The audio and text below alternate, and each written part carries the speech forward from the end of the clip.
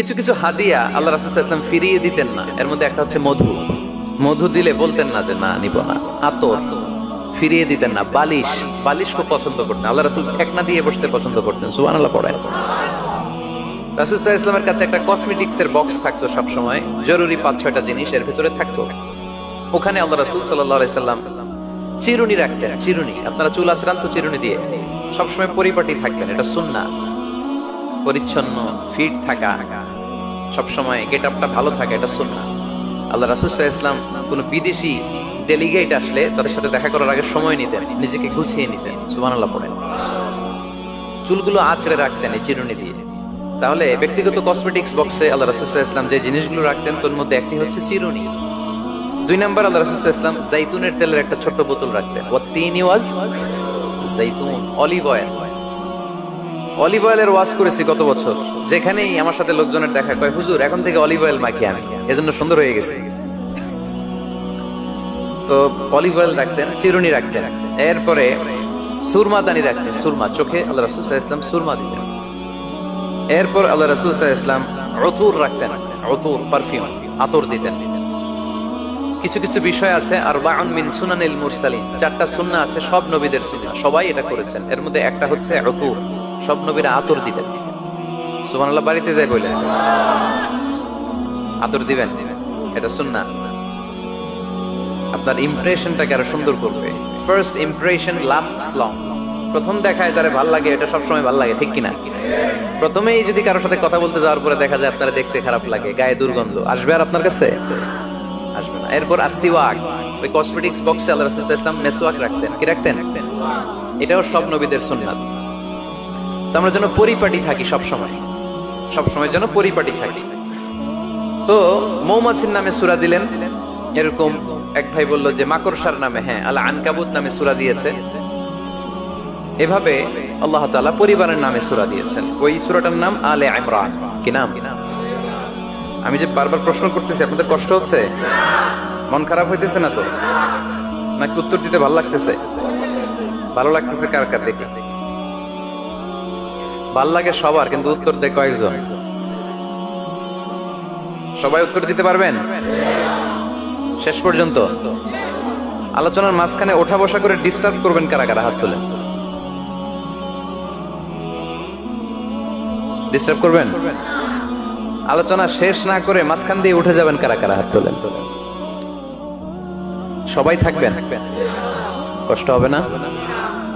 ঠিক আছে, আমরা তাহলে শেষ পর্যন্ত একসাথে কথা শুনে একসাথে বিদায় নেব ইনশাআল্লাহ। পড়েন।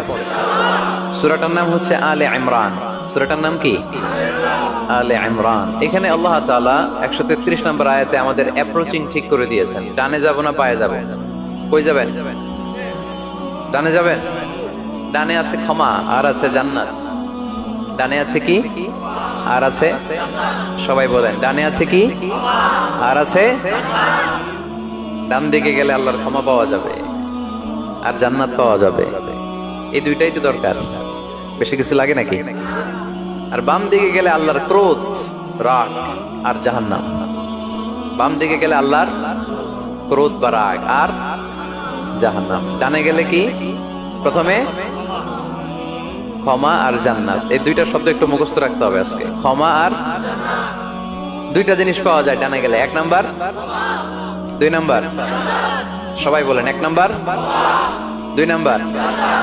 এবার আঙ্গুল উঁচু করে বলেন।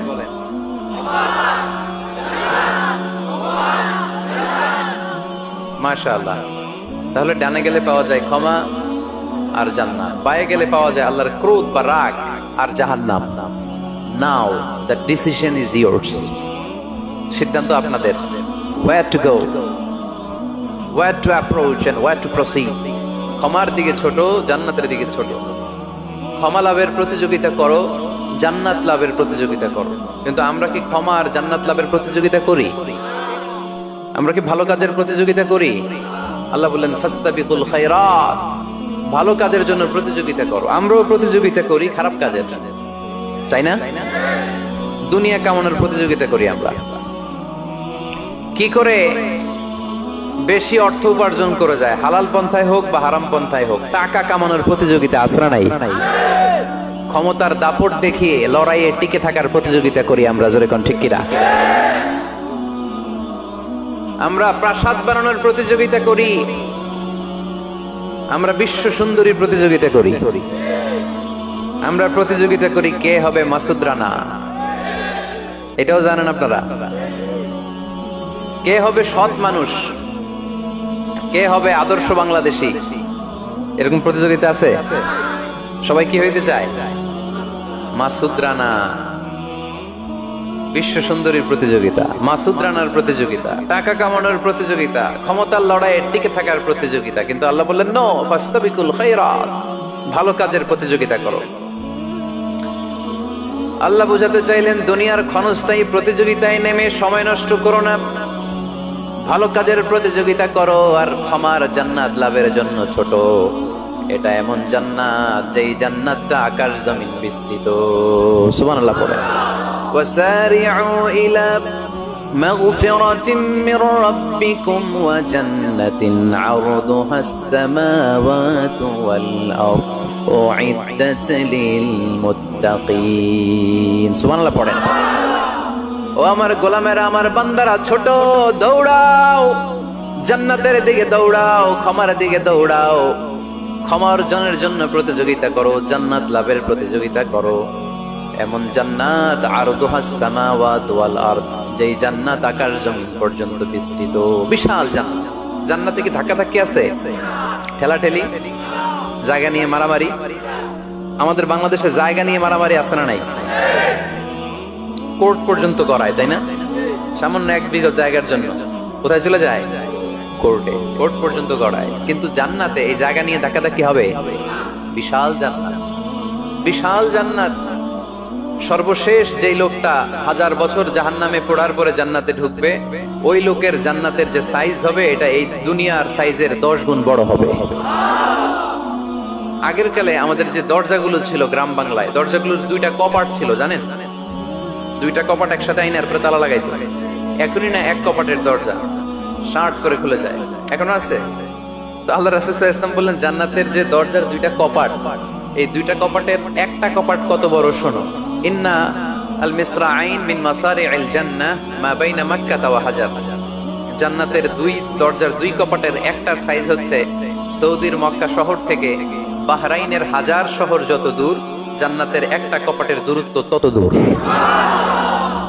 এর মানে হচ্ছে সৌদির মক্কা শহর থেকে বাহরাইন যত দূর, ওই হিসাবে কয়েকশো কোটি লোক, কয়েকশো একসাথে জান্নাতে ঢুকবে।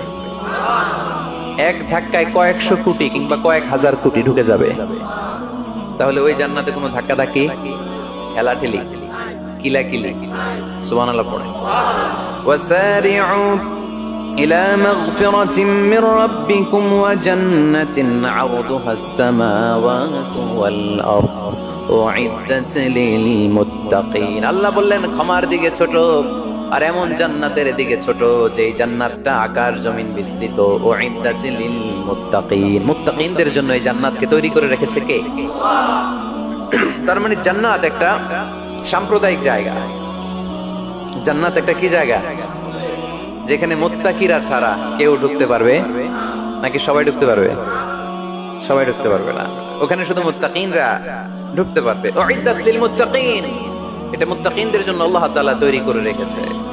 হাদিসে কুদসিতে আল্লাহ তাআলা বলেছেন, এই উ'ইদ্দাতের এই শব্দের ব্যবহারই করেছেন আ'দাতু লিইবাদিয়াস সালিহিন, আমি আমার নেককার বান্দাদের জন্য এমন জান্নাত বানিয়েছি মা লা আইনুন রাআত, পৃথিবীর কোন চোখ ওই জান্নাতের সৌন্দর্য দেখে নাই।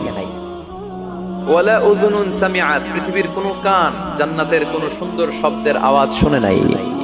ওয়ালা খাতারা আলা কলবি বাশার, মানুষ কল্পনাও করতে পারবে না যে জান্নাত কত সুন্দর। সুবহানাল্লাহ, আসতে পড়ে। আল্লাহ বললেন উ'ইদ্দাত লিল মুত্তাকিন, আমি আমার মুত্তাকিন বান্দাদের জন্য তৈরি করেছি। মুত্তাকিরা ছাড়া কেউ জান্নাতে প্রবেশ করতে পারবে নাকি? পারবে না। এখন মুত্তাকি কারা, তাদের বর্ণনা আল্লাহ সামনে দিবেন, শুনবেন আপনারা? আচ্ছা, এটা হচ্ছে কোরআনের একটা বর্ণনা ভঙ্গি। কোরআনের মধ্যে অনেক বেশি কোহেরেন্স আছে, সিকোয়েন্সটা অনেক সুন্দর। যখনই আল্লাহ বলবেন কাফিরিন, কাফের কারা, তার বর্ণনা দিবেন। এরপর যখন আল্লাহ বলবেন মুনাফিকিন, মুনাফিকিন কারা, আল্লাহ বর্ণনা দিবেন। এরপর যখনই আল্লাহ বলেছেন মুত্তাকিন, মুত্তাকিন কারা, তারপরে তার বর্ণনা দিবে। সুবহানাল্লাহ পড়েন। যেমন আল্লাহ সূরা বাকারার শুরুতেই মুত্তাকিদের বর্ণনা দিয়েছেন।